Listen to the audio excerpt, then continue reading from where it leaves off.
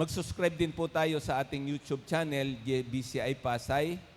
Dito po natin maaaring mapanood muli ang ating Lord's Day record service. Ano po? At mag-like o mag-follow po sa ating Facebook page, Jesus Victory Church International. Mayroon din po tayong Facebook group para sa mga community update. Ano po? Ito pa po, napakahalaga rin din po nito. Groupings. Ilang pong grupo meron po tayo? 4. Yun. Meron ding isang nakakaalam na meron pala tayong 4 na grupo.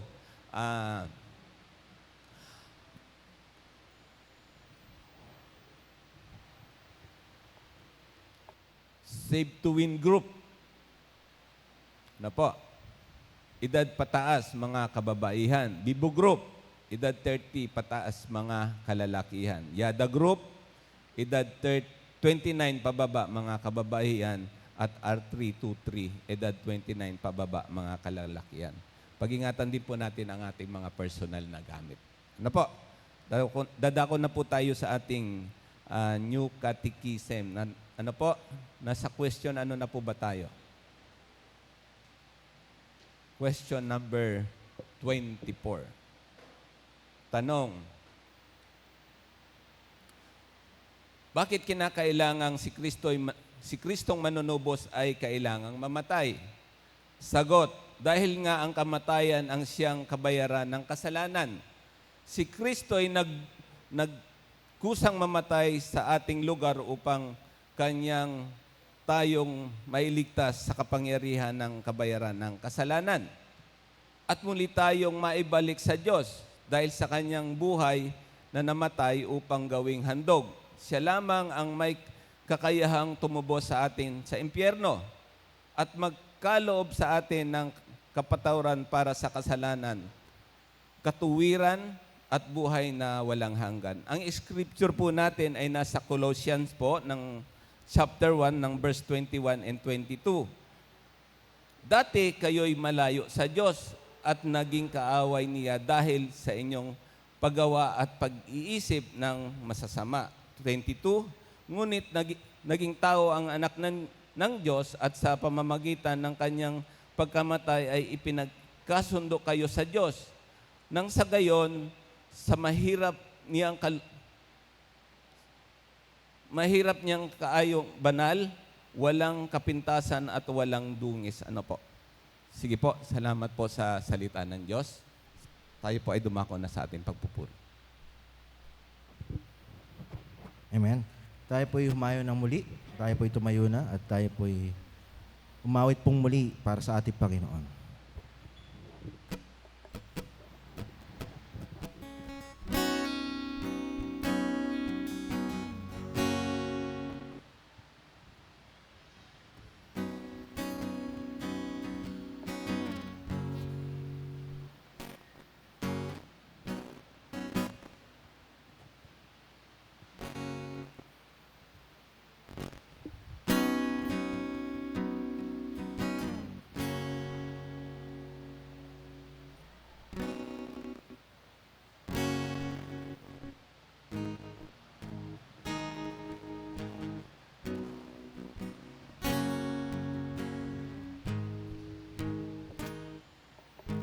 Hindi ko na hinangan ang yaman ng mundo, pagkat ikaw patan ko, ang kabanalan mo, ang katuwiran mo, ninanasan ang uhaw na puso ko. Minsan pa hindi ko na hinangan ang yaman ng mundo, pagkat ikaw, Panginoon, ang kasapatan ko, ang kabanalan mo, ang katuwiran mo, ninanasan ang uhaw na puso ko. Di ka maikukumpara sa kahit na kanino paman. Di ka maihahambing sa yaman ng sanlibutan, pagkat ikaw ang higit ko kailangan.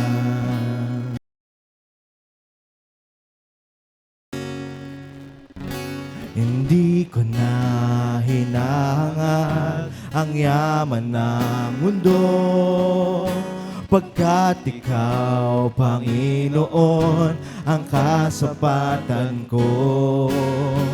Ang kabanalan mo, ang katuwiran mo, ninanasa ng uhaw na puso ko. Di ka maikukumpara sa kahit na kanino paman.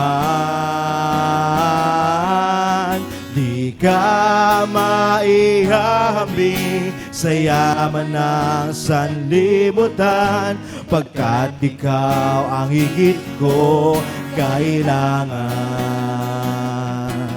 Di ka maikukumpara sa kahit na kanino paman.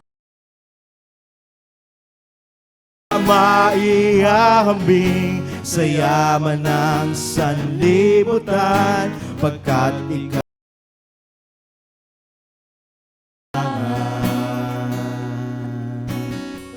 Panginoon, hindi na namin hinahangad kahit ano paman sa mundong ito. Hindi ko na hinahangad ang yaman ng mundo, pagkat ikaw, Panginoon, ang kasapatan ko. Ang kabanalan mo, ang katuwiran mo, ninanasa ng uhaw na puso ko. Di ka maikukumpara sa kahit na kanino paman. Di ka maihahambing sa yaman ng sanlibutan, pagkat ikaw ang higit ko kailangan. Di ka maikukumpara sa kahit na kanino paman. Di ka maihahambing sa yaman ng sanlibutan, pagkat ikaw ang higit ko kailangan. Pagkat ikaw ang higit ko kailangan. Pagkat ikaw ang higit ko kailangan.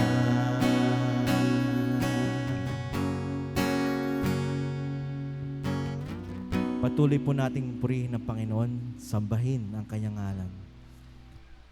O Diyos, ang aming dalangin ay patuloy niyong siyasatin ang aming mga puso't isipan. Linisin niyo po ang aming buhay, ang aming mga puso't isipan mula sa mga bagay na hindi kalugod-lugod sa inyong harapan, Panginoon.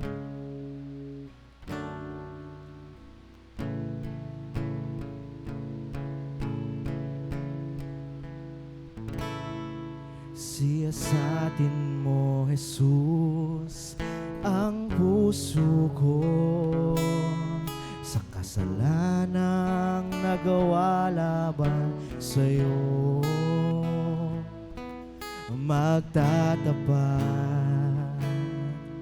sumasamo, tumutulog sa harap ng banal mong trono. Siyasatin mo, Jesus, ang puso ko sa kasalanang nagawa laban sa'yo. Nagtatapat, sumasamo, dumudulog sa harap ng banal mong trono. Lumalapit, di man karapat-dapat sa kabanalan mo. Biyaya at kawan, kapatawaran sa'yo ay nakamtan ko. Lumalapit, di man karapat-dapat sa kabanalan mo. Biyaya, kawan, kapatawaran sa'yo ay nakamtan ko, aking Jesus.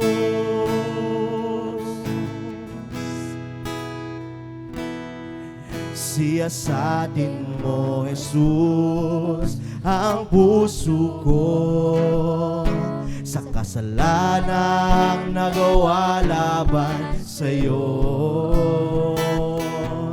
Nagtatapat, sumasamo, tumutulog sa harap ng banal mong trono. Lumalapit, hindi ba karapat-dapat sa kabanalan mo?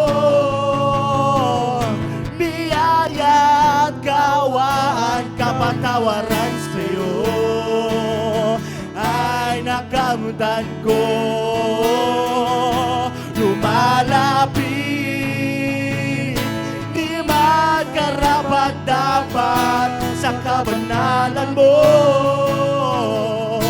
Biyaya at kawan, kapatawaran sa'yo ay nakamtan ko. Lumalapit, di man karapat-dapat sa kabanalan mo. Biyaya at kawan, kapatawaran sa'yo ay nakamtan ko, aking Jesus.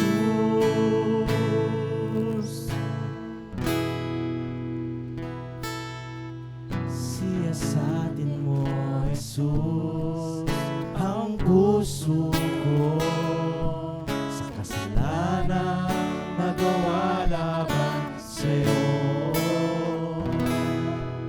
Nagtatapat, sumaasamo, tumutulog sa harap ng banal mong trono.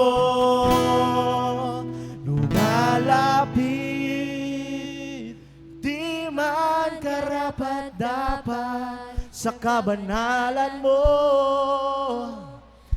Biyaya, kawan, kapatawaran sa'yo ay nakamtan ko.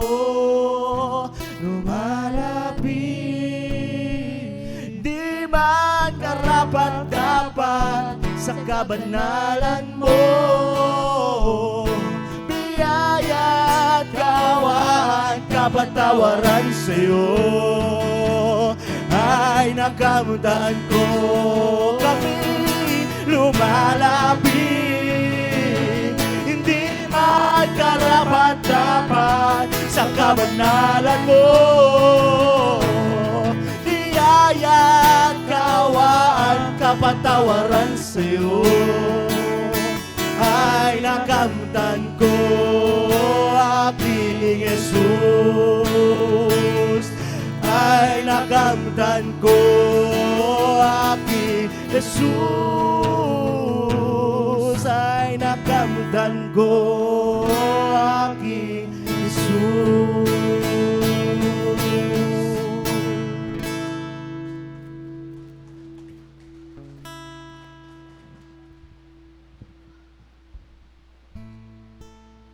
Sige po, yumuko po tayo. Tayo po ay mananalangin ng kapatawaran.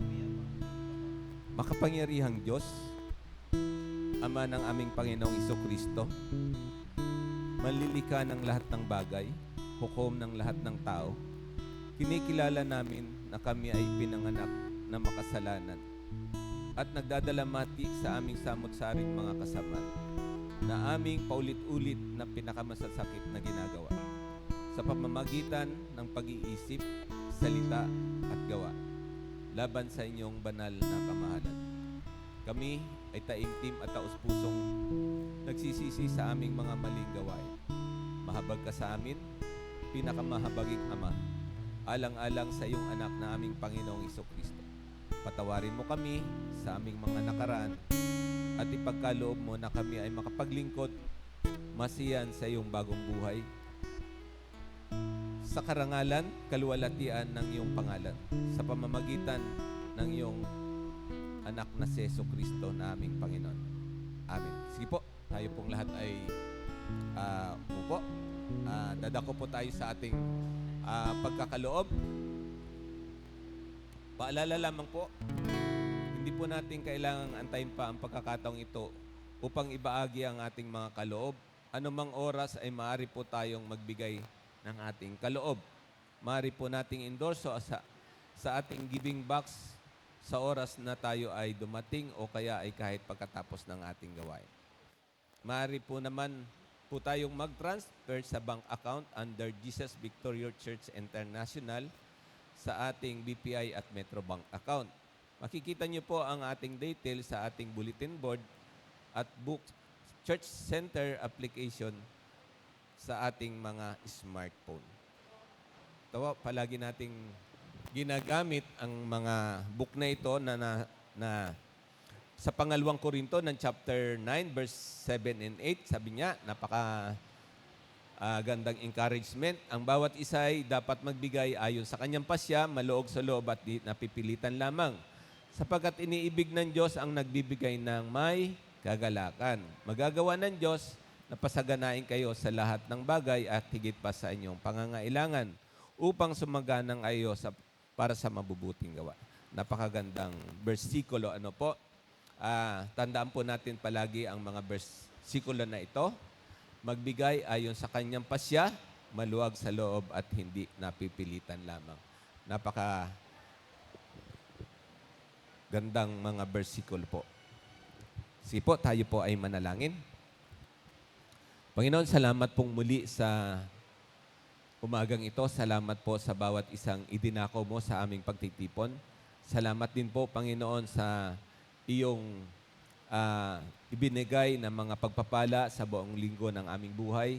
Salamat din po sa lahat na binigyan mo kami ng maayos na kalusugan at nakapagpagal ng buong linggo, Panginoon, upang makapag-alay o makapaghandog, Panginoon, sa inyo, Panginoon, ng aming mga pagpapagal, Panginoon, sa buong linggo. Salamat po dahil alam namin na patuloy mo kaming iingatan, patuloy mo kaming puprotektahan at higit sa lahat, iingatan mo rin po ang aming mga trabaho, mga negosyo, anumang klase ng resources ng aming kabuhayan. Panginoon, dalangin po namin na inyo pong ingatan ito at pagpalain ng patuloy, Panginoon. Salamat po sa umagang ito na ang mga kaloob na ito ay magamit pa sa iyong pagpapalawak ng iyong salita dito sa lupa, Panginoon. Salamat po, Panginoon, sa umagang ito na ikaw po ang aming mapapapurihan, mapapasalamatan at mapaparangalang muli sa mga kaloob na ito. Salamat po, O Panginoon, sa umagang ito. Ito po ang aming panalangin at pagsamba at pagdadakila sa iyong pangalan, sa pangalan ni Jesus. Amen. Sige po, inanyayahan ko pong muli na tayo po ay tumayo at tayo po ay magbabasa ng ating scripture. Ano po? Nasa pang-apat na po tayo, book ng Jonas. Ano po? Matatapos na po natin yung series natin dito. Kaya ang bawat isa ay alam kong naunawaan yung pangyayari sa buhay ni Jonas. At ito po ay pwede nating i-apply sa mga buhay po natin, sa mga personal nating buhay. Kasi napakaganda po kasi. Ano po? Sige po. Magandang balita, Biblia po. Verse 1, ngunit dahil dito, nalungkot si Jonas at siya'y nagalit sapagkat hindi niya nagustuhan ang pagpapatawad ng Diyos sa Nineveh. Kaya't siya'y nanalangin, O Yahweh, di ba bago pa ako pumunta rito ay sinabi kong ganito ang mga gagawin ninyo. At ito ang dahilan kaya ako tumakas patungong Tarsis. Alam kong kayo ang Diyos na mahabagin, mapagmahal, hindi madaling magalit at wagas ang pag-ibig. Alam kong lagi kayong handang magpatawad. Verse 3, mabuti pang mamatay na lang ako, Yahweh. Mas gugustuhin ko pang mamatay kaysa mabuhay. Sumagot si Yahweh, ano ang ikinagagalit mo, Jonas? Pagkasabi nito, lumakad si Jonas papuntang silangan ng lungsod at naupo. Gumawa siya ng isang silungan at doon hinintay kung ano ang mangyayari sa lungsod. Pinatubo ng Diyos na si Yahweh sa mga tabi ni Jonas ang isang malagong halaman na nagbigay ng lilim sa kanya. Labis naman itong ikinagalak ni Jonas. Ngunit kinabukasan, ang halaman ay ipinasira ng Diyos sa isang uod at ito'y natuyo. Verse 8, sumikat ang matinding araw at umihip ang nakakapasong hangin. Halos mahilo si Jonas sa tindi ng init. Kaya sinabi niya, mabuti pang mamatay ako. Sinabi sa kanya ng Diyos, dapat ka bang magagalit dahil sa nangyari sa halaman? Sumagot siya, opo, nagagalit po ako. Gusto ko nang mamatay. Sabi ni Yahweh, tumubo ang halamang iyon, lumago sa loob ng magdamag, at namatay kinabukasan. Wala kang hirap diyan, ngunit nalulungkot ka nang iyan ay mamatay. Verse 11, ako pa kayang hindi malulungkot sa kalagayan ng Nineveh? Ito ay isang malaking lungsod na tinitirahan ng mahigit na 120,000 taong hindi alam kung ano ang mabuti o masama, bukod pa sa maraming kawan. Salamat po sa pagbabasa ng salita ng Diyos. Sige po, tayo po ay muling aawit sa Panginoon.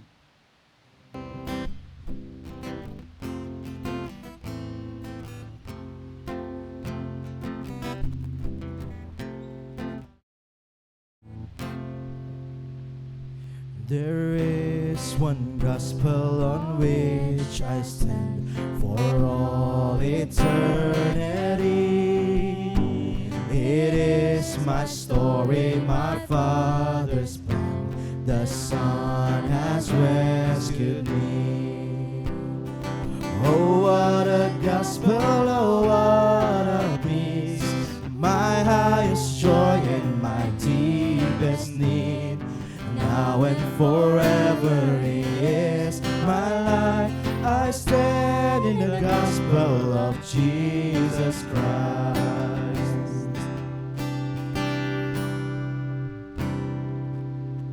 There is one gospel to which I cling. All else I count as lost. For there were justice and mercy.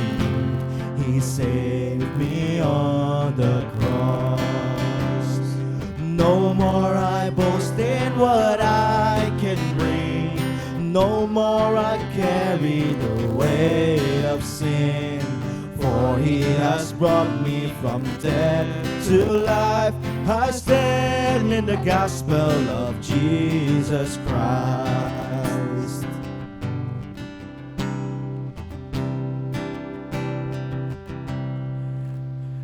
There is one gospel where hope is found.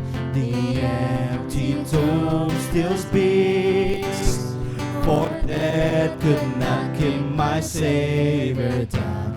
He lives and I am free.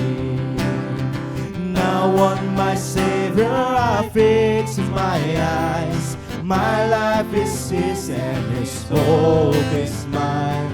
For He has promised I too will rise. I stand in the gospel of Jesus Christ.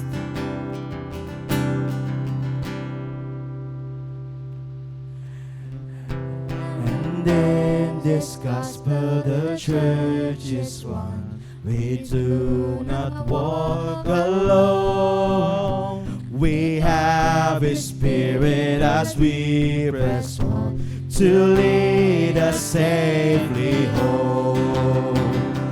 And when in glory still I will sing of this old story that rescued me. Praise to my Savior, the King of life. I stand in the gospel of Jesus Christ. Praise to my Savior, the King of life. I stand in the gospel of Jesus Christ. I stand in the gospel of Jesus Christ.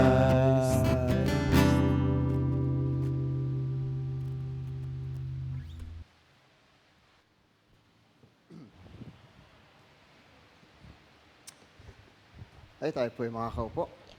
Batiin niyo muna inyo nasa likuran na magandang umaga ng araw ng Panginoon. Ngitian niyo din. No, masyado kayong mga malungkutin yata ngayon. No. Ngitian niyo rin. Yan. Alam mo ba ang isang linggong walang nakitang ngiti yata yan? Praise God, no? Nakakatuwa dahil ngayong araw na ito ay ating matatapos ang aklat ni Propeta Jonah. Okay, biruin mo, ang haba, no, di ba? 4 na chapter. Okay? So, mayroon ba kayong mga natutunan kay Jonah? Ha? Hindi lang basta isda, no, kinain si Jonah at iniluwa dahil hindi siya masarap. Okay, kundi nakita natin dito ang ating Diyos. Ang title po ng ating sermon sa umagang ito is Sovereign Compassion and the Selfish Heart. Sino mahilig sa isda? Ayan. Selfish heart. So, kaya pala may isda.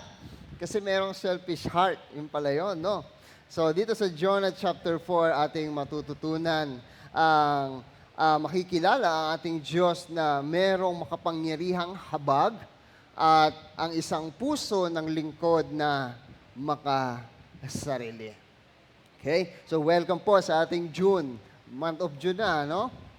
June 7. So, ngayon sa 2026, nakakatapos na tayo ng 5 buwan. At ngayon ang ika-6 na buwan. Kamusta naman po ang inyong 2026? How was it? Ha? Masaya po ba? Ilang porsyento na ang inyong attendance from simula January hanggang May?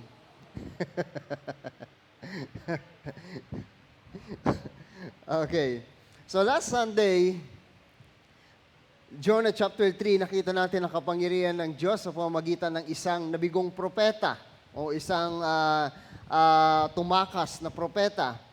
At muling tinawag ng Diyos si Jonas sa isang propetang ito na tumakas. Sumunod siya ngayon, ipinahayag ang salita ng Diyos, nagsisi ang mga taga-Ninive at ipinakita ng Diyos ang kanyang mercy or habag. Ang kabanata ay nagtatapos sa isang dakilang tagumpay hindi ng mga taga-Ninive, kundi ng biyaya ng Diyos. Dito sa lungsod na, ano po ang ginawa ng mga taga-Ninive? Nagsisi at sila'y naligtas mula sa nalalapit na paghuhukom. Ngunit, kung inaasahan natin magtatapos ang kwento sa pagdiriwang, no? Kumbaga, okay, that's the end of the story, happily ever after. Pero hindi pa tapos, may chapter 4 pa. Okay? So parang isang maakala natin sa isang kasiyahan, pasasalamat, pero mabibigla tayo dito sa chapter 4, kagaya ng binasa kanina kay Jonah. No? Sapagkat habang ang mga taga-Ninive ay nagsisi at ang Diyos ay nagpakita ng kanyang habag, si Jonas naman ay Ano po ang nangyari kay Jonas? Nagalit. Ang problema ngayon ay wala na sa Ninive, kundi nasa propeta na. Yan. The big idea here in chapter 4 is God exposes our selfishness and reveals His compassion for the lost.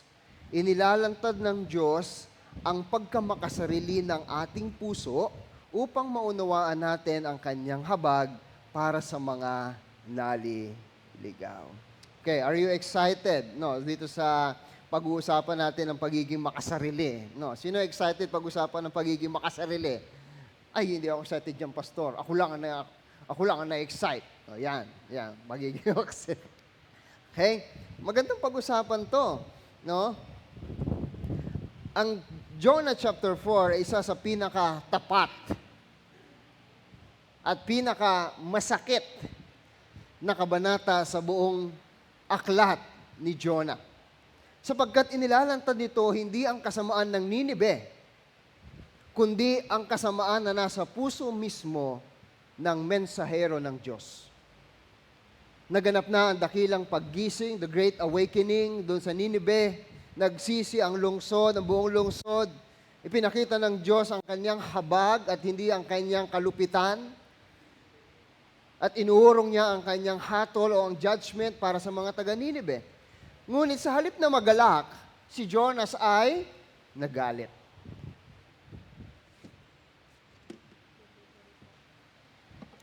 Ang kabanatang ito ay gumagalaw sa tatlong direksyon.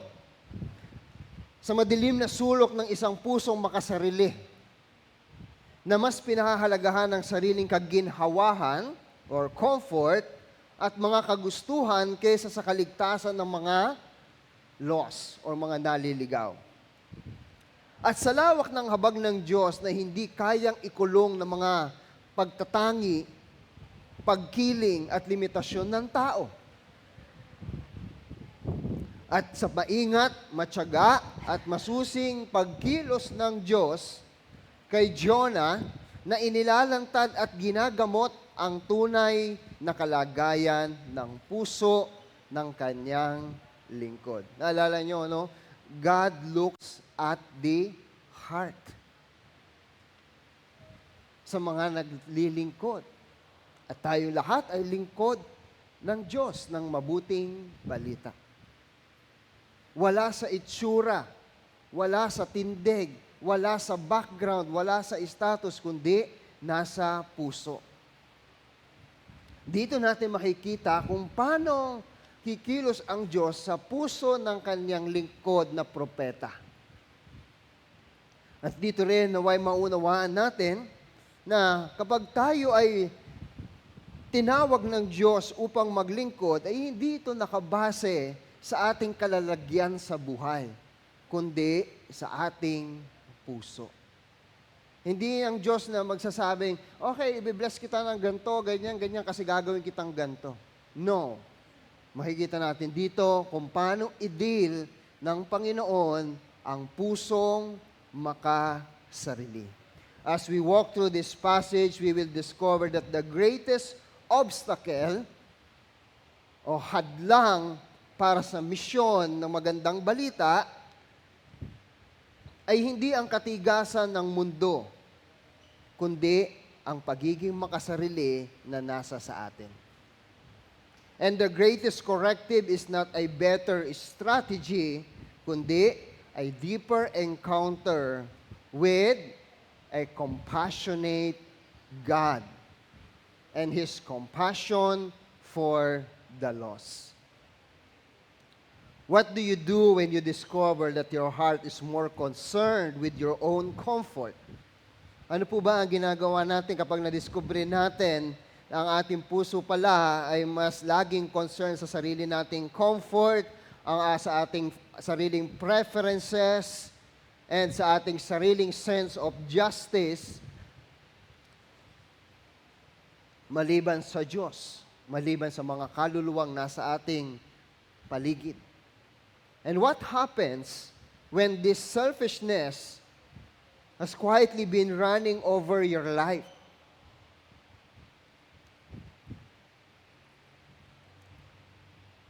At bigla na lang nabuksan, nakita, na-expose sa harap ng mahabaging Diyos. Dito sa Jonah chapter 4, sasagutin nito ang mga katanungang ito.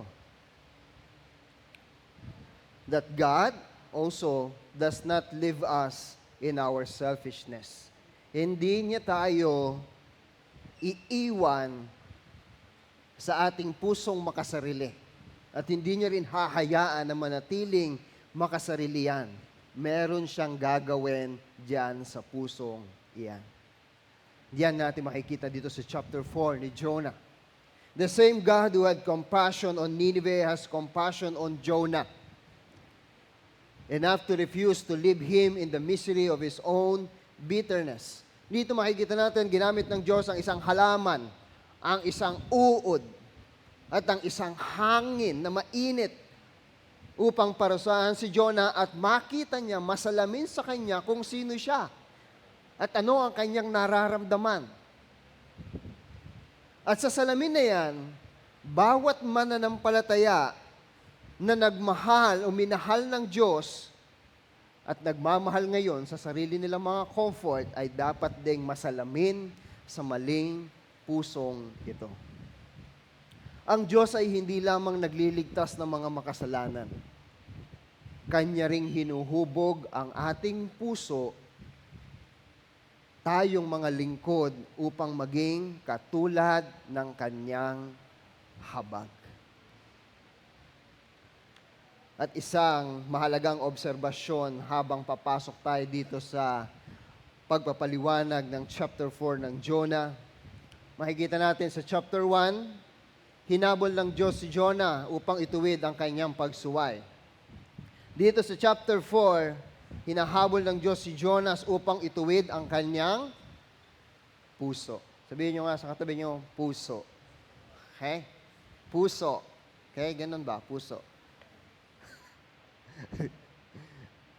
So, hindi lang yung ating mga kilos ang itutuwid ng Diyos, higit pa riyan dito sa chapter 4, the most important thing, He will correct our hearts. Ang ating puso. Hanggat hindi na itutuwid ang puso, laging merong mga maling gawa.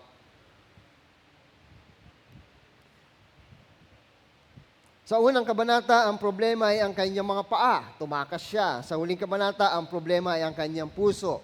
Sumunod siya, ngunit hindi niya minahal ang minamahal ng Diyos. Ang chapter na ito ay hindi lamang tungkol sa misyon.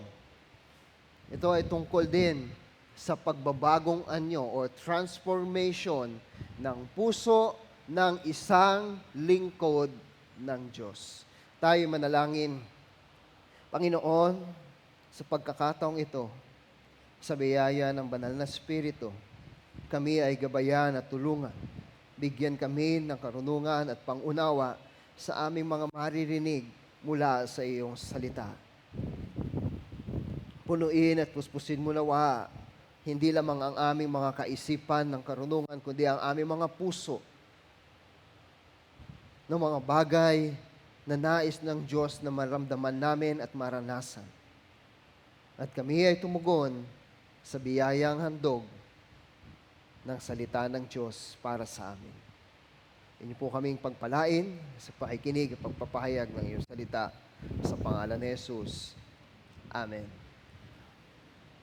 Una, pagka makasarili. Pakibigkas nga, pagka makasarili.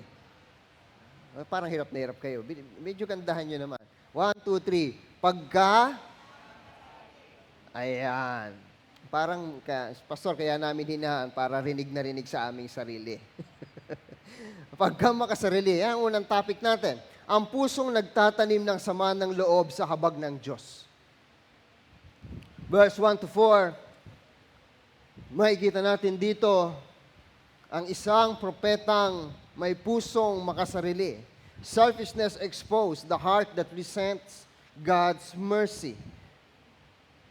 Nakita na natin ang nangyari sa chapter 3. Then verse 1 in chapter 4, it says, ngunit, grabe no? Ngunit dahil dito, nalungkot si Jonas at siya'y nagalit. Sapagkat hindi niya nagustuhan ang pagpapatawad ng Diyos sa Nineveh. Dito pa lang, ayoko nang basahin no? Pero lang. Matapos magsisi ang mga taga Nineveh at ipakita ng Diyos ang kanyang habag, inaasahan natin, anong dapat maramdaman ni Jonas? Di ba? Matuwa. Magdiwang. Praise the Lord. Di ba?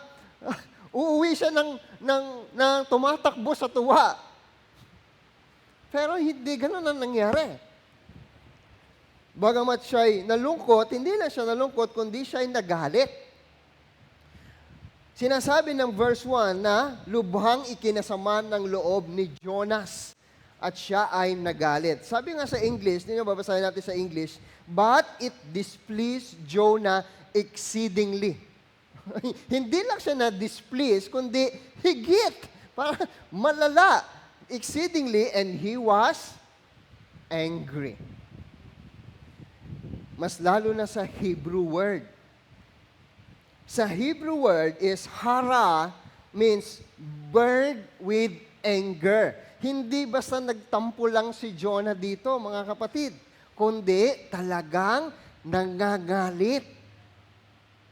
Ano ba ang picture out natin? No? Isipin nyo nga, ano kaya itsura ni Jonah nung panahong ito? No? Huwag nyo na tingnan yung katabi nyo, hindi malala pa dyan pag yan ay nagalit. No? May padabog-dabog pa ba? No? O kaya yung mukha bumaliktad na. Yung simangot halos humaba na, hindi lang yung ilong, pati nguso. Ganun ba yung burned with anger? Yung kahit hindi ka nagsasalita, ang daming naririnig, ganun ba yon? So, wag nating isipin na parang, ay, mababaw lang itong ni Jonah, intindihin na lang natin. No. Dahil ito ay hindi isang mababaw na pagkagalit, kundi burned with anger. Sabi sa Hebrew, when you say hara, it means burned with anger. Para kay Jonah, it was evil. It is a great wrong. This word describes a fierce, consuming, inward burning. Yung tipong nilalamon na siya, yung buo niyang kalooban. Ganyan yung naramdaman niya. No? And the same word describes, yung word nito, the same word describes Cain, si Cain at si Abel, nung kanyang pinatay ang kanyang kapatid. Ganyan, same Hebrew word. Jonah's anger at the mercy of God is spiritually dangerous. Ang ganitong klase ng nararamdaman ay delikado. Delikado hindi lang doon sa tao, kundi sa kanyang relasyon sa Diyos. At ito ang itatama ng Diyos kay Jonah. At magandang aral din ito para sa atin dahil hindi natin kailangan baliwalain. Normal lang yan, nagtampo lang yan, mamaya wala na yan. Pero babalik yan. Kaya kailangan nating maunawaan ito at kung paano ikinorek ng Diyos si Jonah is the same na dapat nating maranasan sa Diyos. It is the anger of a man whose selfishness has been threatened by grace, extended beyond his boundaries. Mga kapatid, ang tagumpay ng misyon na ipinagkatiwala sa kanya ay naging sanhi ng kanyang higit na pagkadismaya. Pero sa verse 2, anong ginawa ni Jonah? Kaya't siya'y nanalangin, O Yahweh, hindi ba bago pa ako magpunta rito, ay sinabi kong ganito nga ang gagawin ninyo? Ang talino naman pala ni Jonah. Saan kaya nanggaling yon? Alam niyo kung saan galing yung ganun niyang kaisipan? Okay? At ito ang dahilan, kaya ako tumakas patungong Tarsis. Kung i-analyze natin, nagdadrama lang ba si Jonah o nangangatwiran? Alam kong kayo ay Diyos na mahabagin at mapagmahal, hindi madaling magalit at wagas ang pag-ibig. Alam kong lagi kayong handang magpatawad. Nanalangin si Jonah sa Panginoon at dito natin makikita ang tunay na dahilan ng kanyang pagtakas sa chapter 1. Yun naman pala ang dahilan. Ibinapakita nito na ang problema ni Jonas ay hindi kakulangan ng kaalaman. Alam niya pala eh. Alam niya na gano'n ang Diyos. And to be sure, tama po ang theology ni Jonah. Tama ang kanyang pagkilala sa Diyos na ang Diyos daw ay mapagmahal, mahabagin, hindi madaling magalit, at wagas ang pag-ibig, at laging handang magpatawad. Tama ang theology ni Jonah. Siguro may personal Bible study siya, kaya alam niya to. Everyday siya nasa salita ng Diyos. Kilala niya ang Diyos bilang mahabagin, mapagmahal, hindi madaling magalit, wagas ang pag-ibig at handang magpatawad. Natutunan niya ang mga ito patungkol sa Diyos sa kanyang personal Bible study. Ito ay hango galing saan? Sa pagpapahayag ng Diyos ng kanyang sarili kay Moses. Kay Moises. Sabi sa Exodus 34 verse 6 to 7, basahin nga po natin. Si Yahweh ay nagdaan sa harapan ni Moises at sinabi niya, akong si Yahweh ay mahabagin at mapagmahal. Hindi ako madaling magalit.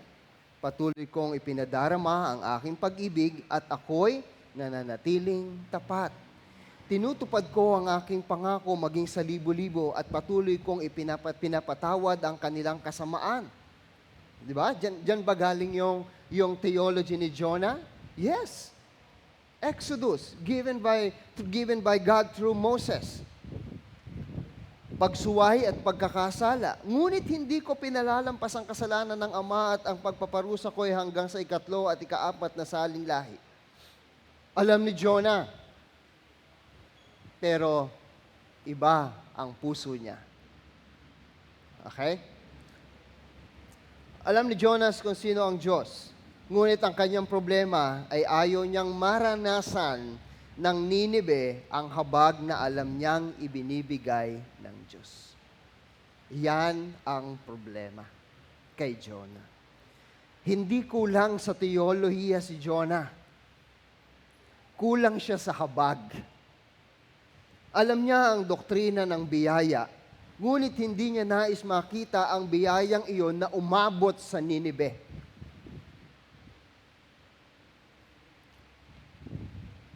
Ang problema ni Jonah ay hindi lamang problema ng isang propeta noon. Ito rin ay problema ng maraming Kristiyano ngayon. Hindi kulang sa theology si Jonas. Kulang siya sa habag. At kung hindi tayo mag-iingat, maaari rin nating matagpuan ang ating sarili sa parehong kalalagayan. Maaring marami tayong alam pero ang puso natin ay malayo naman sa puso ng Diyos. Halimbawa, ang kaaway o taong nakasakit sa atin. Madaling ipanalangin ng mga taong mahal natin, ngunit paano ang taong nanira sa ating pangalan? Ang taong nandaya sa atin? Ang kamag-anak na matagal nang nagdulot ng sakit sa ating damdamin? Kapag pinagpapala sila ng Diyos o nakita natin sila'y lumalapit kay Kristo, tunay ba tayong nagagalak? O kaya sasabihin natin, ngayon lang yan kasi may sakit na. Hindi mo alam kung natutuwa ka ba o hindi. Matagal ko nang sinasabihan yan. Tapos nung nagiging Christian na, ay nako. Ewan ko lang kung totoo. O, di ba? Ano yon?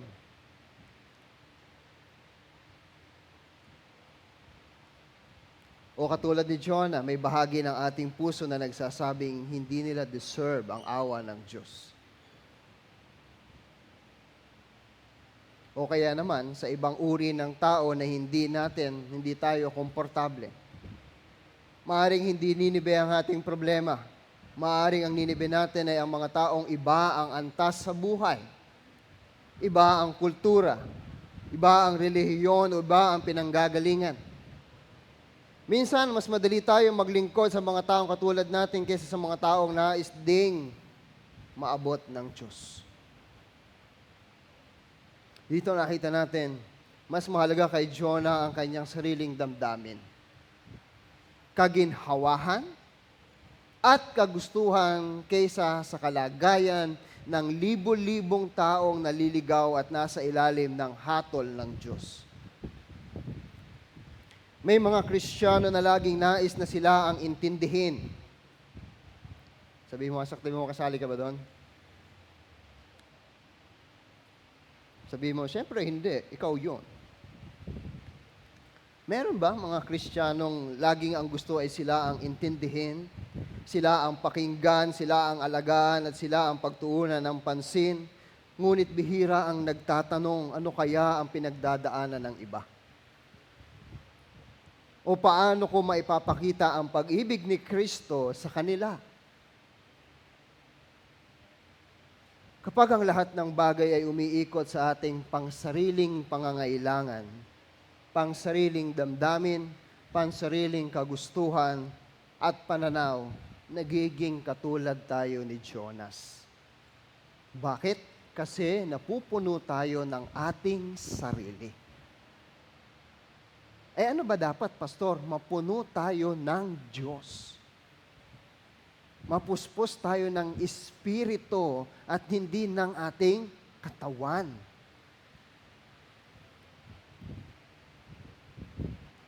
Kaya, kailangan tayong maggising. Ang lahat ba ay nakatuon na lamang sa aking sarili? Ang aking mga iniisip, pangangailangan, kailangan ko noon. Ang damdamin ko, ang gusto ko, para sa akin, ang pananaw. Nagiging katulad tayo ni Jonas. Nakikita natin ang ating sarili ng malinaw, ngunit hindi natin nakikita ang mga taong nais kaawaan ng Diyos. Tandaan natin, ang pagkamakasarili ay hindi lamang pagkuha ng hindi para sa iyo. Ito rin ay ang kawalan ng malasakit sa mga pangangailangan ng iba dahil abala ka sa iyong sarili. Isipin natin yan sa konteksto ng church family. Sariling kapakanan lang ba ang tinitingnan natin? Sariling damdamin lang ba natin ang iniintindi natin? Kapag tayo ay nagiging makasarili, hindi na natin sinusubukang unawain ang sitwasyon. Pag-isipan natin saglit sa ating mga ginagawa. Hindi ba ganun nga? Kapag ka nakafocus tayo sa nararamdaman ko para sa akin, we are not thinking anymore. Dahil yung maling puso na ang atin na mapagtuunan ng pansin.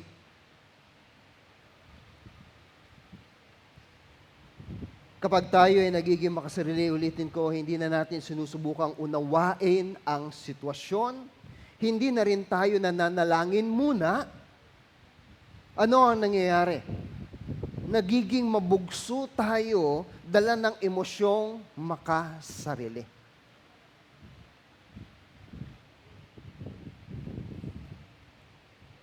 At naiisip nating tayo ang pinaka-importante at hindi ang pag-unawa or understanding. Likas sa tao ang merong damdaming makasarili. Pero sa isang Kristiyano na merong Diyos, merong Panginoong Jesus, yan ay nababago. Because only God can transform our hearts. Hindi yan kaya ng self-improvement. It is only the Spirit of God that will transform our hearts. Mula sa pusong bato, papunta sa puso na katulad ng sa Diyos. Kita niyo kung paano dinala si Jonah ng kanyang pagiging makasarili sa pagtingin niya sa kanyang sarili. Ano ang sabi ng verse 3? Verse 3, it says, mabuti pang mamatay na lang ako. Yahweh, mas gugustuhin ko pang mamatay kaysa mabuhay. Hindi ko alam kung maiiyak ako kay Jonah o ano eh. Pero, yes, it reflects to us. Di ba? Dahil sa damdamin nating makasarili, iniisip natin ngayon na tayo na yung pinaka-importanteng tao. Pinaka-importanteng tao sa lipunan. Pinaka-importanteng tao sa bahay, sa pamilya, sa church, sa ministry. Dahil yan, lag-uugat ang lahat ng yan sa pagiging makasariling damdamin. Ang sabi ng Diyos sa kanya, anong kinagagalit mo, Jonas? Napakagandang tanong.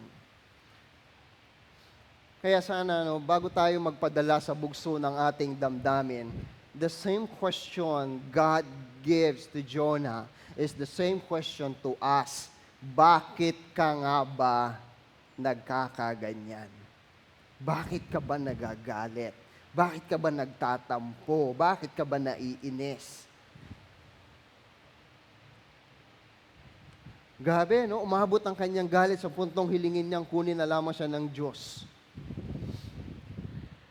At alam niyo yung word na ginamit dito ni Jonah? Yung parang mabuti, good, better, is tov in Hebrew, is the same word used throughout Scripture for the goodness of God. Ibig sabihin, pinakamaganda para sa Kanya. Para sa akin, para kay Jonah, wala nang ibang paraan, wala nang ibang dapat mangyari. Ito ang pinakamaganda. Grabe, sukdulan ang kanyang pagiging makasarili, di ba? Parang hindi inalis na ang kanyang kaisipan sa kabutihan ng Diyos, kundi ito na ang pinakamaganda, Lord. Mabuti pa, better, good. Don't talk to me. Huwag niyo akong kausapin. Ito ang gusto ko. Ganyan yung ugali ni Jonah dito. When selfishness consumes the heart, it distorts the what? The perception. Minamanhid na nito ang ating pakiramdam. Minamanhid ang ating pandinig, ayaw mo nang makinig, ayaw mo nang tingnan, ayaw mo nang isipin. Yan.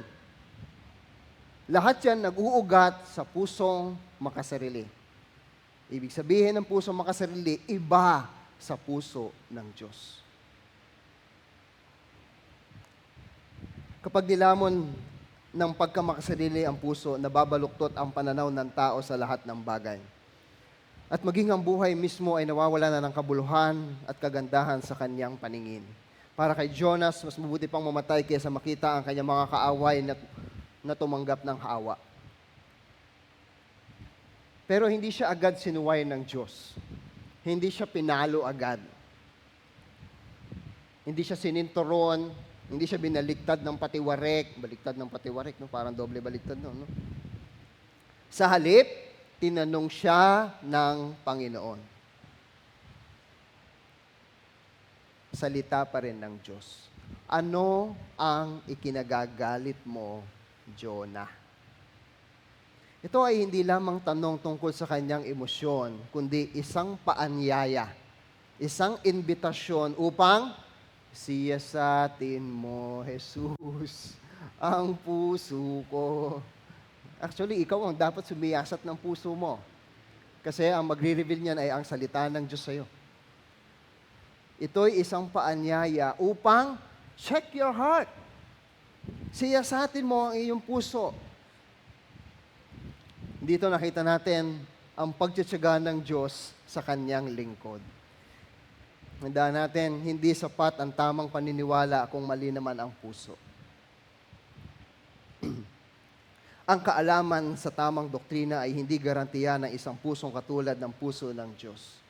Sa pakikinig natin ng sermon, sa pakikinig natin ng mga podcast, mga napapanood natin ng mga turo, ng mga magagaling na na tagapagturo ng salita ng Diyos, it may, it could, it will add to our understanding. But for us, doing a personal reading and studying the Word of God, it will help transform our hearts. Kaya wag natin pagtuunan ng pansin na madagdagan lang ating kaalaman kung hindi naman ito nababago ang ating puso. Kaya sa bawat pakikinig natin, there's always a response. And that involves your heart, your character, your attitude. Posibleng maunawaan ng isang tao ang biyaya ng Diyos sa isip, ngunit tanggihan ito sa puso o tinatanggihan ito sa kanyang puso kapag ito ay pinapakita sa mga taong itinuturing niyang hindi karapat-dapat. Proverbs 4 verse 23, keep your heart with all vigilance. For from it flow the springs of life. Ano daw ang ating dapat bantayan? Ang ating puso.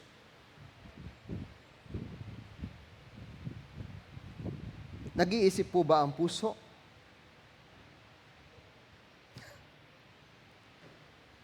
Nakakaramdam ba ang utak? By nature, ang puso mabilis makaramdam.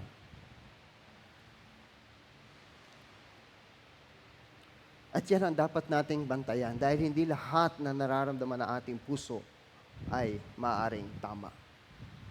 Kaya sabi ng Panginoon, ano ba ang kinagagalit mo? Siyasatin mo muna ang iyong puso. Philippians 2:3-4, Paul says to the Philippians Christian, huwag kayong gumawa ng anumang bagay dahil sa makasariling hangarin o sa paghahangad na maitaas ang sarili. Sa halip, magpakumbaba kayo sa isa't isa at itururing na mas mabuti ang iba kaysa sa inyo. Huwag lang ang sarili ninyong kapakanan ang isipin nyo, kundi ang kapakanan din ng iba. May mga taong masaya kapag sila ay tumatanggap ng biyaya, ngunit nahihirapang magalak kapag ang parehong biyaya ay pinagkakalob din sa iba.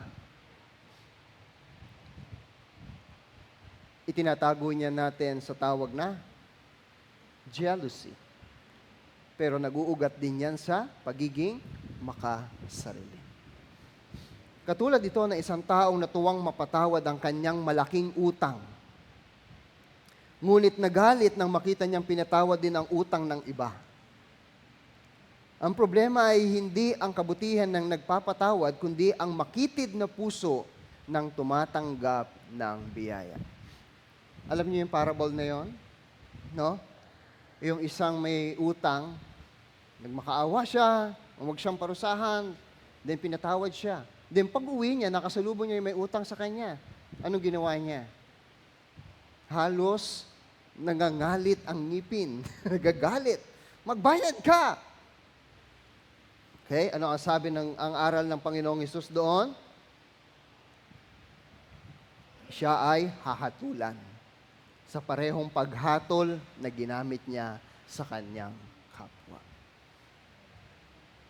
Sabi ni Timothy Keller, self-righteousness is the greatest barrier to experiencing the grace of God. It is possible to be deeply religious and yet completely resistant to the mercy that lies at the heart of the gospel. Jonah is the portrait of a man who preaches grace while refusing to receive its full implication for himself. Biyaya, gusto ko yan. Pero pagdating dun sa iba na ayaw niya, hindi para sa inyo yan.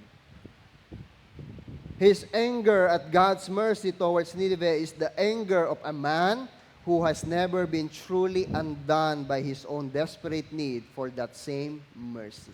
Ibig sabihin, hindi pa yata niya lubusan nararanasan ang biyayang ito. Nakalimutan na yata niya yun, chapter 2. na kung saan siya rin, isang makasalanang tumakas sa Panginoon, ay pinagkalooban ng habag at biyaya ng Diyos, at hindi lang siya iniligtas, kundi ibinalik pa sa tungkulin niya, sa misyon niya.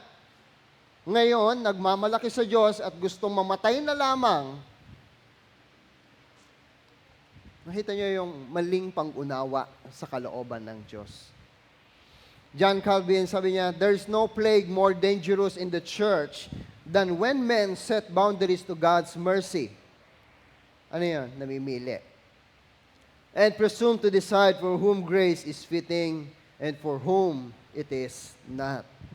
Jonah's self-appointed role as the gatekeeper of divine compassion is the precise plague Calvin identifies. And it is a plague that is far more common in the church than we are comfortable admitting. Mga kapatid, panahon na upang ihinto ang pagtingin kay Jonas at simulan ng pagtingin sa ating sarili. Sa pagtatapos na ito, tingnan natin ngayon ang ating mga sarili. Ang pagkamakasariling nakita natin kay Jonas ay naroon din ba sa ating puso? Lumalabas ito kapag wala tayong malasakit sa mga naliligaw dahil hindi sila mahalagang paglaanan ng oras at pagmamahal.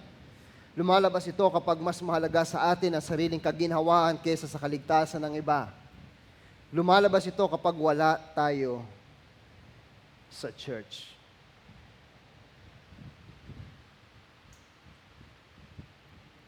Tinatanong tayo ng Diyos ngayon, gaya ng kanyang pagtatanong kay Jonas, matuwid ba magalit ka? Matuwid bang maging manhid?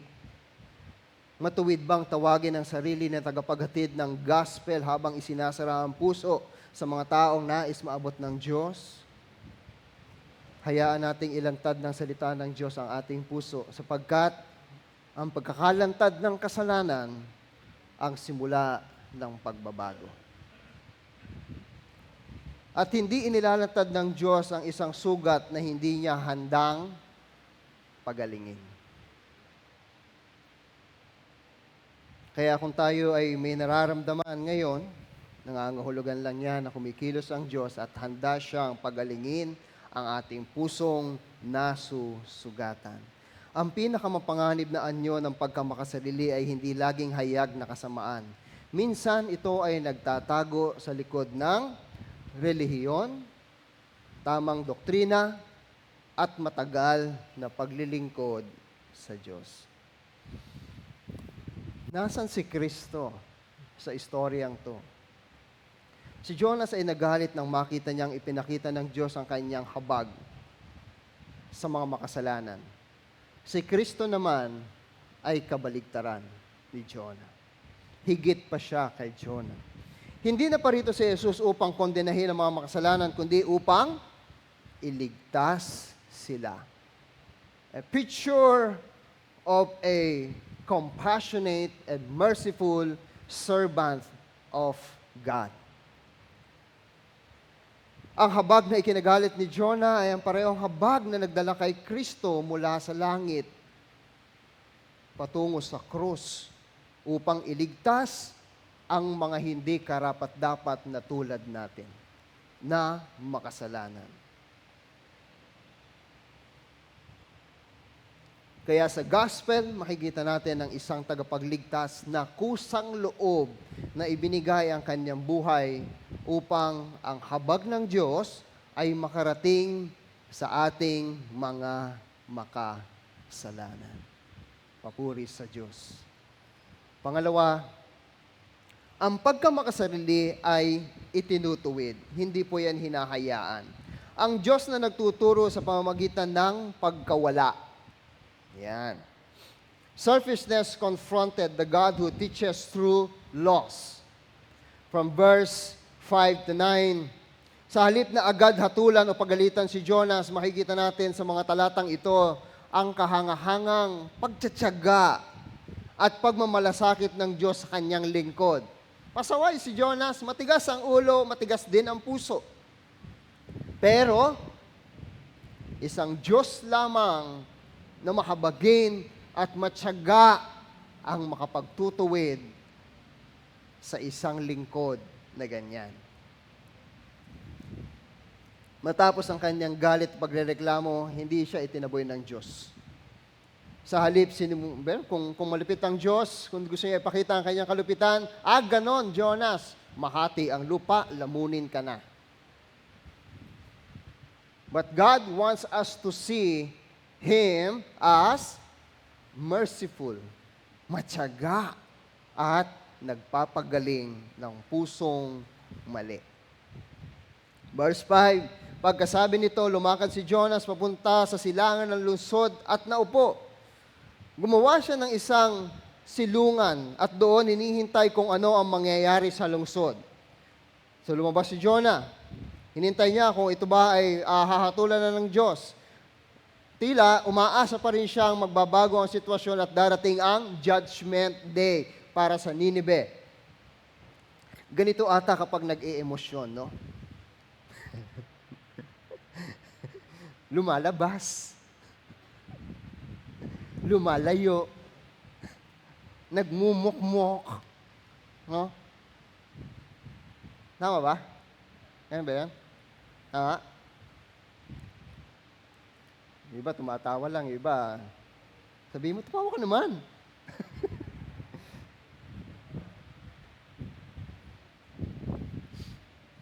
Nagsosolo. Tapos, may music. May music, no? Na parang telenovela. Parang music video. No? Tapos pagbukas mo ng iyong cellphone, mga maling payo ang lumalabas. Di ba? Okay lang yan. Hayaan mo sila. Mahalaga ikaw. Ayan. Marami tayong ganyan. No, pagbukas mo ng FB, ganun, nainis ka, sinara mo. Pagbukas mo ng TikTok, ganun pa rin. Sige, lahat ng social media meron ka. Bible mo, isa lang, ayaw pambuksan. Finifeed lang ng mga mundo, isa lang naman ang mundo, na makamundong kaisipan ang ating pusong mali. Hindi maikokorek ng mundo ang puso nating mali. Kaya huwag na kayo mag-download ng sobrang daming social media. 5 social media, Bible app, isa, di pa nabubuksan. Paano ka mababago niyan?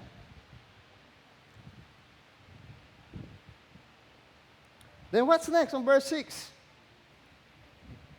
Si Jonah lumabas, lumayo, nagmukmok. Ano ginawa ng Diyos?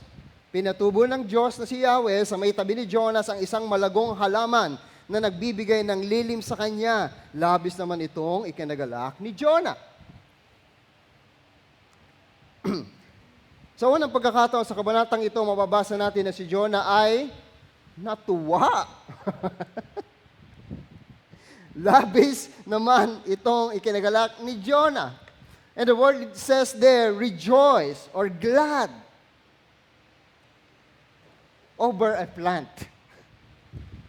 This is the word used for the deepest and most exuberant joy. Ang propetang hindi natuwa sa pagsisisi ng isang buong lungsod ay natuwa dahil sa isang halaman na nagbigay sa kanya ng kaginhawahan. Parang pag yung mga yung nagmumukmok, yung lumalayo, pag binigyan mo ng ice cream, ngingiti.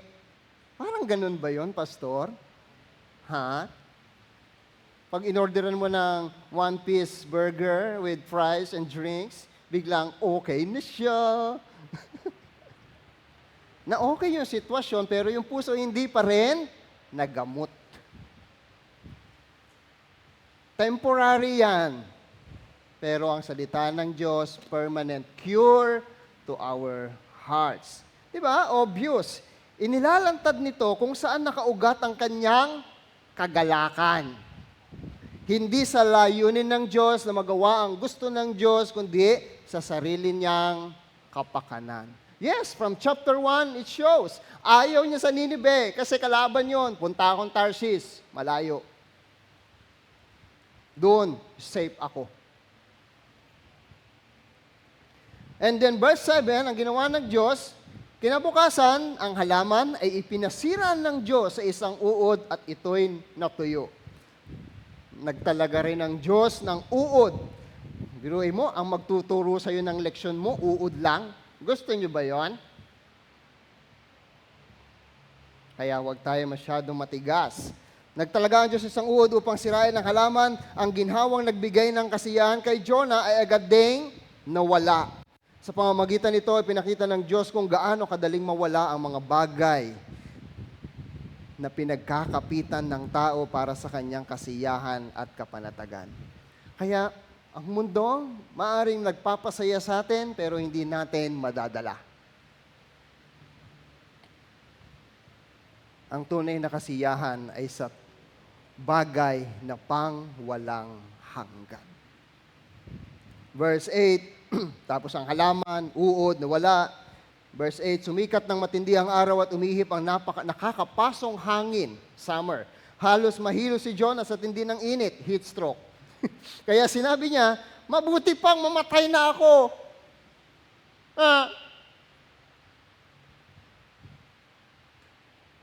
Grabe naman. Siguro dapat hindi si Jeremiah yung weeping prophet eh. Si Jonah. Pag nagtalaga ang Diyos na isang mainit na hangin, pinahintulutang bigyan na matinding sikat ng araw ang ulo ni Jonas. Muli siyang nanghina at hiniling na lamang na siya ay mamatay. Sa puntong ito, malinaw nang inilalantad ng Diyos ang kalagayan ng kanyang puso. Unti-unti nang lumilitaw ang kanyang dalamhati sa pagkawala ng isang pansamantalang halaman ay mas matindi kesa sa kanyang malasakit para sa libu-libong taong naligtas mula sa kalupitan, nararating na palupitan ng paghuhukom ng Diyos sa kanila. In verse 9, sabi sa kanya ng Diyos, dapat ka bang magalit? So the same question. Ano ang kinagagalit mo kanina? Ngayon naman, dapat ka bang magalit dahil sa nangyari sa halaman? Sumagot siya, opo, nagagalit po ako. Buti ka kada kay Jonas, honest. Hindi niya sasabihin kay Lord na, okay lang. Nagagalit po ako. Gusto ko nang mamatay. May suicidal thoughts pala tong si Jonah. Buti na lang, may word of God siya, hindi siya natuluyan.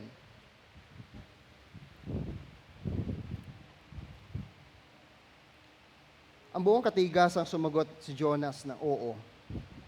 Sa kabuuan, hindi pinarusahan ng Diyos si Jonas, kundi tinuturuan siya. Ang halaman, ang uod, at ang mainit na hangin ay mga kasangkapan sa kamay ng Diyos. Upang ilantad ang lalim ng pagkamakasarili ni Jonah. Minsan ganun din tayo, no? Pag binigyan ka ng blessing ni Lord, natuwa ka, kagaya ni Jonah. Isang halaman, binigay sa'yo ni Lord para sa'yo, kailangan mo yan, kasi naiinitan ka.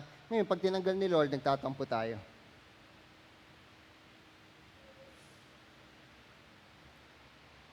Nagpapakita yan ng ating mga paningin ay nakatuon saan? Sa ibinibigay at hindi sa nagbibigay. Anong tawag doon? Makasarili. Bakit naging makasarili yung pastor? Kasi hindi mo inunawa ang Diyos kung bakit niya ibinigay yon at bakit niya rin ito tinanggal. Ang Diyos ay Diyos na nagtuturo sa atin. Ang Diyos ay nagsasabi ng kung ano yung mali, ano yung tama, ano ang kanyang kalooban. Hindi kung ano lang yung kanyang ibinibigay sa atin. And the question is always a question also to us. Dapat ba tayong magalit sa mga nangyayari? Kagaya nung sa halaman? Dito nakita natin kung paano dinil ng Panginoon si Jonah. Parang isang bihasang doktor, dahan-dahang ipinakita ng Diyos kay Jonas ang tunay na kondisyon ng kanyang puso. Isang problemang matagal nang naroroon, ngunit hindi niya nakikita. Sino ang maglalantad niyan? Ang Diyos. Sa paanong paraan? Sa kanyang salita, sa mga sitwasyon, sa lahat ng bagay na nais niyang gamitin upang ipakita sa atin ang ating mali at ituwid tayo. Hebrews 12 verse 6 to 11, the Lord disciplines those He loves. Kaya yung halaman, yung mainit na hangin, ay hindi divine cruelty, hindi yung pagiging malupit, kundi fatherly discipline. Designed to produce the peaceful fruit of righteousness dito kay Jonah. James 1, chapter 1, verse 2 to 4, the testing of faith produces a steadfastness. God's sovereign appointments of difficulty, yung mga hirap, mga pinagdadaanan natin, yan ay, it is meant not to punish us, but to train us, to discipline us, upang ang mga mali sa buhay natin ay maitama.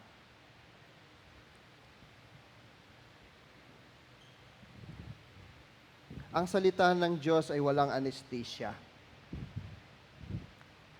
Ito ay parang espada na may dalawang magkabilay may talim. Parang palaso na pumapasok sa ating. Kasi hindi nga gusto ng Diyos na tayo maging manhid, tapos bibigyan tayo ng pampamanhid para ma-correct. That's the Word can give. But the Word of God, it pierces through our souls, bones, marrow. Mararamdaman yan. Kaya kung tayo may nararamdaman sa salita ng Diyos, inaayos ka ni Lord. Sabi sa Tagalog, mga kapatid, magalak kayo kapag kayo dumaranas ng iba't ibang uri ng pagsubok. Dapat ninyong malaman na nagiging matatag ang inyong pananampalataya sa pamamagitan ng mga pagsubok. At dapat kayo magpakatatag hanggang wakas upang kayo maging ganap at walang pagkukulang. Sabi ulit ni Timothy Keller, God is always at work not just in the Word but in us, shaping us, exposing us, humbling us, so that we might become the kind of people through whom His mission can flow freely. May mga pagkakataon bang gumamit ang Diyos ng pagkawala o pagkadismaya? Bawa, tinanggal sa iyo ng Diyos ang isang bagay, ang isang trabaho, o kung ano pa man ang nawala sa atin. Pagkadismaya o nabigong plano, mga planong hindi natuloy, upang ilantad ang pagkamakasarili ng iyong puso. Kapag mas masakit sa atin ang pagkawala ng ating kaginhawaan, comfort, kaysa sa kalagayan ng mga taong naliligaw, may itinuturo ang Diyos sa atin. Kapag nagrereklamo tayo dahil inilalabas tayo ng Diyos sa ating comfort zone para sa Kanyang gawain, maaaring hinuhubog niya ang ating puso. Huwag mong takasan ang aral ng Diyos. Huwag mong baliwalain ang nais niyang ipakita sa iyo. Minsan, inaalis ng Diyos ang ating pinanghahawakan upang ituro sa atin kung ano talaga ang naghahari sa ating puso. Ang Diyos na nagtalaga ng uod para kay Jonas ay siya ring Diyos na tumawag sa iyo para sa kanyang misyon. At hindi siya titigil sa paghubog sa ating puso hanggang sa tayo ay matuto. Matutong mahalin ang mga bagay na mahalaga sa Kanya. Si Jonah ay nagreklamo dahil sa pagkawala ng kanyang kaginhawaan. Pero ang Panginoong Hesus nagtiis sa krus para sa kaligtasan natin. Makikita natin kung gaano kalayo ang puso ni Jonas sa puso ni Kristo. Ito rin ang layunin ng Diyos para sa atin, na unti-unting baguhin ang ating puso upang maging katulad ng puso ng ating tagapagligtas at Panginoon, ang Panginoong Hesus Kristo.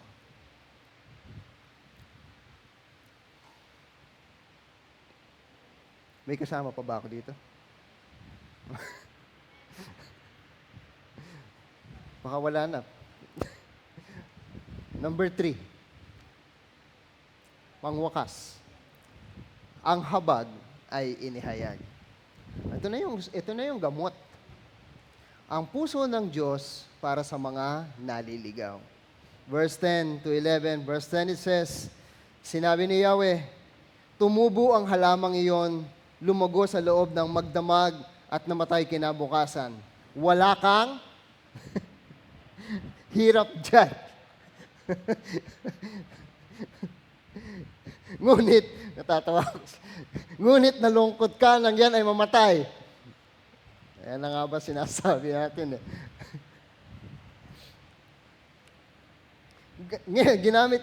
God uses Jonah's own pity para sa halaman. Ang galing ng illustration. Ngayon, nalulungkot ka para sa isang halaman na nandyan sa loob lamang ng isang buong gabi. Ayan na yung lesson. May compassion si Jonah sa halaman, pero wala siyang compassion sa 120,000 na kaluluwa na ngayon, mahatulan na ng katapusan. Ngayon, ipinapakita ng Diyos sa kanya, ako pa kaya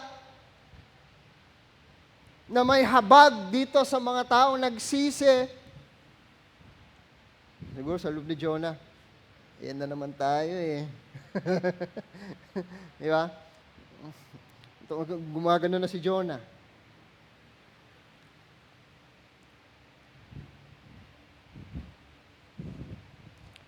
Matthew 9:36, Jesus saw the crowds and had compassion on them because they were harassed and helpless like sheep without a shepherd. Si Jesus, na the exact imprint, yung habag ng Diyos ay siyang habag ni Jesus. Kaya ang ating tagapagligtas ay tunay na mahabagin katulad ng Diyos Ama. Sa huling bahagi nito, inilipat ng Diyos ang usapan mula sa halaman patungo sa Ninibe. Jonah, listen. Tingnan mo ang puso mo. Sinabi niya kay Jonah na nalungkot siya dahil sa isang halaman na hindi naman niya itinanim, inalagaan at pinalago. Kung gayon, gaano pa kaya ang Diyos na may malasakit sa isang napakalaking lungsod na may higit 120,000 katao? In verse 11, that leaves us, ako pa kaya ang hindi malulungkot sa kalagayan ng Ninibe? Ito'y isang malaking lungsod. Sino ang nagpala sa Ninibe ito? Ang Diyos pa din, na tinitira ng mahigit 120,000 tao. Sino ang lumikha sa kanila? Ang Diyos pa din. Na hindi alam kung ano ang mabuti o ang masama. Ibig sabihin, wala silang alam because they are Gentiles. They don't know who the true God is. At nagpadala pang ang Diyos ng isang propeta upang magsabi sa kanila ng tama, ng masama, at ng mabuti. At ano ang naging tugon nila sa mensahe? Tamang pagtugon. Dahil ano ang layunin ng Diyos sa mga utos niya na ano ay masama at ano ang mabuti? Hindi para parusahan, kundi para tayo ay maging matuwid. Kaya po ang utos ng Diyos ay hindi ho pahirap, sabi nga ho ng Proverbs, ng Ecclesiastes, kundi ito ay gabay sa atin. Bukod pa sa maraming kawan. Ito ang huling pangungusap ng Diyos sa aklat at ang pinakamahalagang tanong sa buong kwento. Ako pa kaya?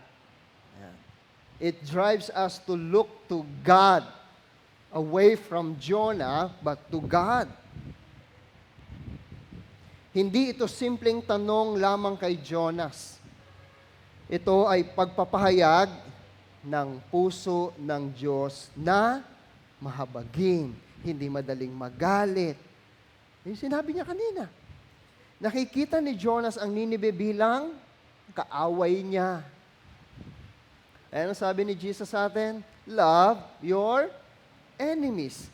Paano mo mamahalin ng iyong kaaway? Bigyan siya ng pagkain? Bigyan siya ng cellphone? Bigyan siya ng burger meal? No.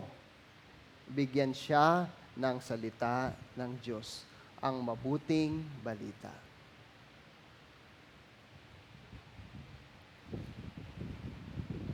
Habang nakatuon si Jonas sa kanilang kasamaan, nakatuon naman ang Diyos sa kanilang pangangailangan ng habag. Kapansin-pansin din dito nagtatapos ang aklat. Putol, bitin, hindi natin nalaman kung paano tumugon si Jonas. That lives to us. Paano nga ba tayo tutugon sa mensaheng ito ng Diyos sa atin? Sa halip, iniwan ng Diyos ang tanong na nakabukas upang ang bawat mambabasa ang sumagot nito sa kanyang sariling puso. Ang habag ng Diyos ay mas malawak kaysa sa ating mga pagtatangi at mas malalim kaysa sa ating pangunawa. Ang Diyos ay banal at matuwid, ngunit siya rin ay mahabagin. Hindi siya nalulugod sa kapahamakan ng mga makasalanan, kundi nagpapakita ng habag ayon sa kanyang mabuting kalooban. Ang puso ng Diyos para sa mga naliligaw ay higit na malawak kaysa sa makitid na puso ng tao. The gospel creates a community of people who are so astonished by the grace they have received that they cannot help but extend it to others, even to their enemies, even to the most unlikely recipient of mercy, Timothy Keller said once again. Sa Tagalog, ang Ebanghelyo ay lumilikha ng isang pamayanan ng mga taong labis na namamangha sa biyayang kanilang tinanggap. Kaya hindi nila mapigilang ipakita ito sa iba, maging sa kanilang mga kaaway at maging sa mga taong tila hindi karapat-dapat tumanggap ng habag. Ang tanong ng Diyos, hindi ba ako dapat mahabag? Ay isang tanong na nilalayong sagutin ng gospel sa puso ng bawat mananampalataya. Kapag tunay nating naunawaan kung saan tayo iniligtas ng Diyos, hindi na natin maipagkakait sa iba ang mensahe ng kaligtasan. May mga tao sa paligid mo ngayon na nabubuhay na malayo sa Diyos at nangangailangan ng mabuting balita. Nakikita o tinitingnan sila ng Diyos ng may habag. Ang tanong niya sa atin ay hindi lamang, hindi ba ako dapat mahabag sa kanila? Kundi, magiging habag mo rin ba ang habag ng Diyos? Tinuturo sa atin dito yung maging mapang-unawa. And the fruit of the Spirit is love, joy, peace, patience, kindness, gentleness. Ibig sabihin, hindi tayo nagiging mapanghusga. Ang mga taga-Ninive, hindi nila alam. Kailangan mong sabihin sa kanila. Pinadala si Jonas doon hindi para husgahan sila, kundi upang turuan sila, sabihan sila. Dahil yon ang layunin ng Diyos. Kaya wag natin, may isang tao, may kaibigan tayo, hindi naman nila alam eh. Tapos tayo, ang nagiging tugon natin, husgahan kaagad sila. Without even sharing the good news. Hayaan nating baguhin ng gospel na nagliligtas sa iyo ang iyong puso upang ang pagkamakasarili ay mapalitan ng mercy. Hindi lamang natin dapat dalhin ang mensahe ng Diyos, pati ang kanyang puso ay dalhin din natin. Humayo tayo sa ating Ninive, dala ang habag ng Diyos at ang mabuting balita. Tandaan natin, ang tanong ng Diyos kay Jonas sa verse 11 ay tanong din para sa atin. May malasakit ba tayo sa mga taong may malasakit ang Diyos? May pasensya ba tayo sa mga pinagpapasensyahan ng Diyos?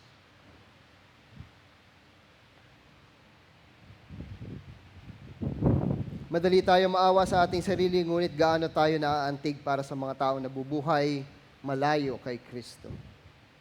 Balikan natin si Kristo, ang ating Panginoon. Hindi lamang tumingin si Jesus sa mga naliligaw ng may habag, kundi dumating siya at inalay niya ang kanyang buhay para sa mga naliligaw. Si Jonas nag-atubiling pumunta sa Ninibe. Si Kristo, kusang loob na pumarito para sa makasalanang mundo. Sa ating pagwawakas, mga kapatid, tandaan niyo po ito. Hindi kayang lunasan ng sariling pagsisikap ang pagkamakasarili ng puso. Tanging, ano po ang sagot? Ang habag ng Diyos ang may kapangyarihang baguhin tayo mula sa loob palabas. Ang sagot sa makasariling puso ay hindi self-improvement, kundi ang mas malalim ng pagkilala at pagpapasakop sa habag ng Diyos. Hayaan mong ilantad ng Diyos ang iyong puso. Ang pagkamakasariling nakita natin kay Jonas ay maaari rin matagpuan sa ating puso. Huwag mo itong ipagtanggol o pagtakpan. Hayaan mong siyasatin ka ng salita ng Diyos. Ang pusong handang magpalantad sa Diyos ay pusong handa ring baguhin niya. Pangalawa, hayaan mong angkinin mo ang habag ng Diyos para sa mga naliligaw. Tingnan mo ang mga tao sa paligid mo gaya ng pagtingin ng Diyos sa Ninibe. Hindi bilang istorbo o kalaban, kundi bilang mga kaluluwang nangangailangan ng gospel. At hayaan mo ang habag ng Diyos ang gumising sa iyong malasakit para sa mga naliligaw. Panghuli, pangatlo, hayaan mo ang iyong buhay ang sumagot sa tanong ng Diyos. Verse 11. Nagtapos ang Jonas sa isang tanong, hindi sa isang sagot. Ang tanong na iyon ay para rin sa atin ngayon. Pipiliin mo ba ang sariling kaginhawaan o ang habag ng Diyos? Kagaya ni Jonah. Mananatili ka ba sa iyong komportableng lugar o hahayo upang dalhin ang mabuting balita? Nawa, mga kapatid, ang inyong buhay ang maging sagot sa tanong na ito na iniwan sa atin ng Diyos. Ang sagot ay makikita natin kay Kristo. Ito ba ngayon ay nagre-reflect sa ating buhay? Sa krus, nakita natin ang lalim ng kasalanan ng tao. Hindi lang yon, kundi ang lalim ng habag ng Diyos. Dahil tayo ay hindi dapat iligtas, hindi dapat kahabagan. Ngunit ang Diyos ay Diyos na nagliligtas. Sabi nga ni Jonah, di ba? The Lord is salvation. Salvation belongs to the Lord. And the name of self of our Lord Jesus Christ, Yeshua, Jesus, salvation. Tayo po ay yumuko. Ngayon, ikaw ang kinatawan ng habag na iyon. Kaya ang tanong ng Diyos kay Jonas ay tanong din para sa iyo. Hindi ba ako dapat mahabag sa Ninibe? Naway ang inyong buhay, ang inyong puso, at ang inyong pagpapahayag ng Ebanghelyo ang maging sagot sa tanong na yan. May pinapaligtas ba sa inyo ang Diyos, ngunit mukhang kontento na tayo, na safe tayo? Kaya imbes na sumunod, tumakas, nagdadahilan tayo. Kaya sa pagtatapos ng chapter na ito, sa pag-aaral natin sa Jonah, naway nakita natin ang habag ng Diyos. Hindi lamang para sa atin, kundi para sa mga tao sa buhay natin. At naway naunawaan natin ang ating tungkulin bilang Jonah ng makabagong panahon. Mga tagapagdala ng mensahe ng paghuhukom ng Diyos at pagliligtas ng Panginoon. Huwag tayong tumakas sa pamamagitan ng ating mga kabisihan sa kanya-kanya nating mga alalahanin. Huwag tayong tumakas sa kanya-kanya nating minamahal na comfort zone. Huwag na tayong mag-inarte, kagaya ni Jonah. Nawa, tayo'y kumilos Itigil na ang pagmumukmok sa labas at pumasok na sa kung saan tayo pinapapunta ng Diyos upang magpahayag ng mabuting balita mula sa Diyos. Panginoon, maraming salamat sa iyong salita na ipinahayag sa amin. Sa iyong salita, sa iyong mensahe na naglantad ng aming puso. At sa iyong salita rin na siyang gamot sa sugat, sa mga sugat ng aming puso. Salamat, Panginoon, dahil ikaw ay mapagmahal, maabagin, hindi madaling magalit at mapagpatawad. Patawarin mo kami. Kung kami, Panginoon, ay nilulukuban ng aming mga emosyon ng pagiging makasarili.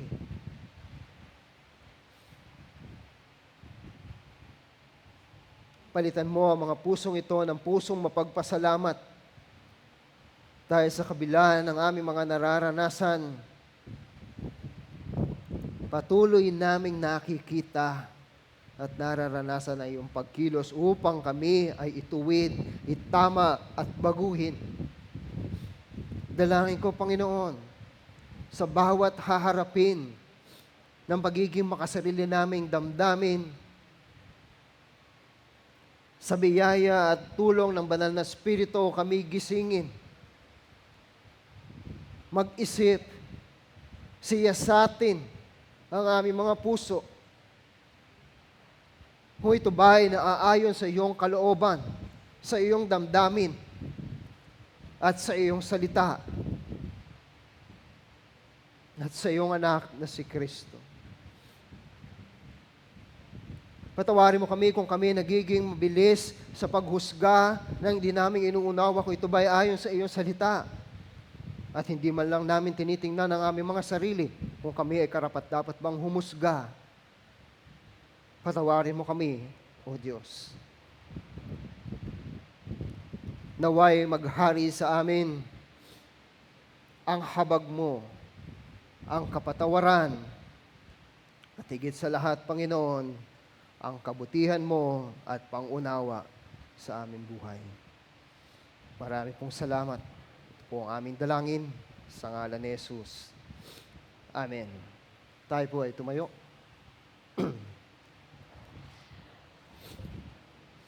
Sa ating mga, if you have a group discussion, sa anong paraan mo nakikita ang sarili mo kay Jonah sa kabanatang ito?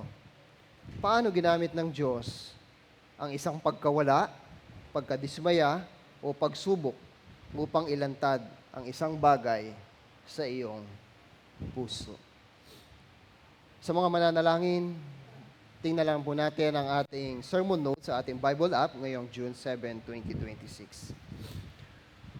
Okay, sa ating pagtatapos, sabay-sabay nating pahayag ang ating pananampalataya sa Diyos, sa Anak, sa Diyos Ama, sa Anak, at sa Espiritu Santo, sa magitan ng Apostles' Creed. Sumasampalataya ako sa Diyos Amang makapangyarihan sa lahat na lumalang ng langit at lupa. Sumasampalataya ako kay Jesucristo, Kanyang bugtong na anak na ating Panginoon, na ipinaglihi sa kapangyarihan ng Espiritu Santo at isinilang ni Birheng Maria, nagdusa sa ilalim ng paglilitis ni Poncio Pilato, ipinako sa krus na matay at idilibing. Nanaog siya sa kinaroroonan ng mga patay at sa ikatlong araw ay nabuhay na maguli. Umakyat siya sa langit at naluklok sa kanang kamay ng Diyos Amang makapangyarihan sa lahat. At mula roon ay babalik siyang muli upang hatulan ang mga buhay at ang mga patay. Sumasampalataya ako sa Espiritu Santo, sa banal na iglesyang pangkalahatan, sa kapulungan ng mga banal, sa kapatawaran ng mga kasalanan, sa muling pagkabuhay ng katawan at sa buhay na walang hanggan. Amen. Naway sumainyo lahat ng kagandahang loob ng Panginoong Jesucristo at ang pag-ibig ng Diyos at ang pakikisama ng Espiritu Santo. Amen. God bless you, church. Hope you've been blessed by the Word of God. See you next Sunday. Manatili tayo nakatayo sa ating panghuling awitin.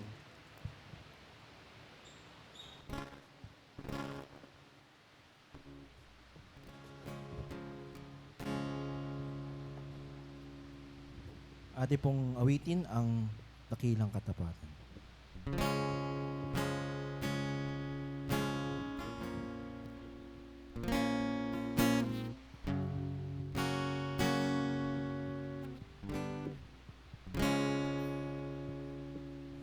Sadyang kay buti ng ating Panginoon, magtatapat sa habang panahon. Maging sa kabila ng aking pagkukulang, biyaya niya'y patuloy na laan. Katulad ng pagsinag ng gintong araw, patuloy siyang nagbibigay tanglaw. Kaya sa puso ko't damdamin, katapatan niya'y aking pupurihin. Dakila ka, O Diyos, tapat ka ngang tunay, magmula pa sa ugat ng aming lahi. Mundo'y magunaw man, maaasahan kang lagi, maging hanggang wakas nito buhay.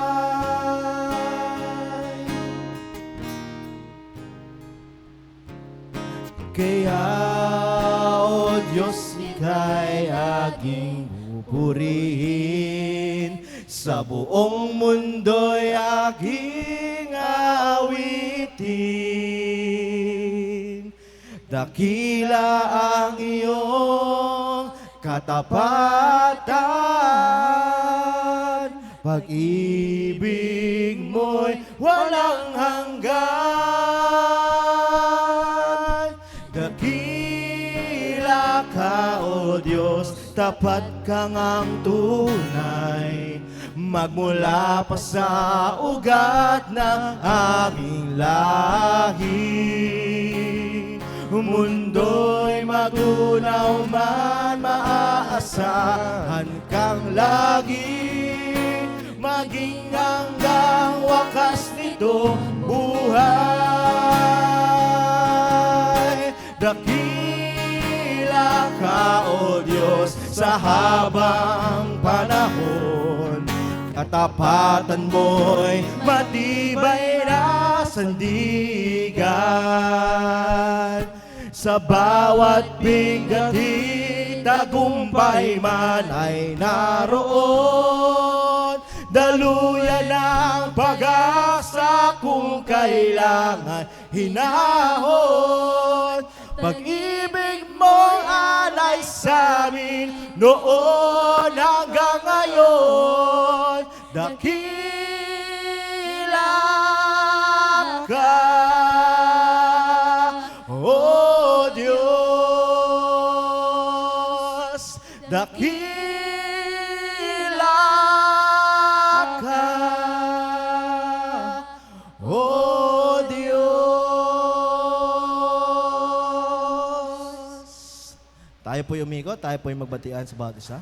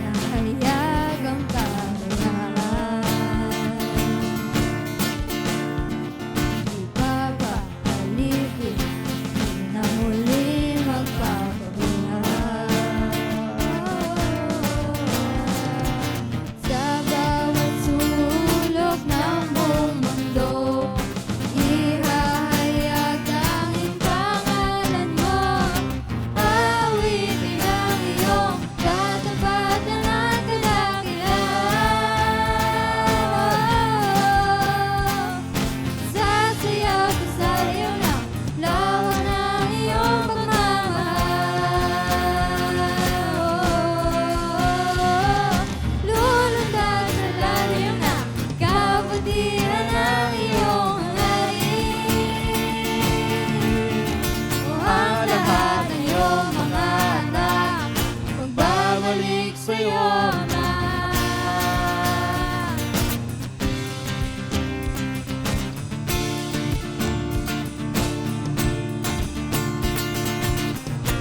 Ang walang katulad, ang pangako at pag-ibig na alay.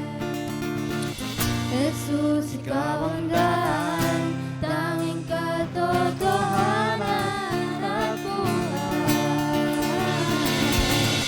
Ang walang katulad, ang pangako at pag-ibig na alay. Jesus, ikaw ang daan, tanging katotohanan at buhay. Ang walang katulad, ang pangako at pag-ibig na alay. Jesus, ikaw ang daan, tanging katotohanan at buhay. Lahat ay magagalaw.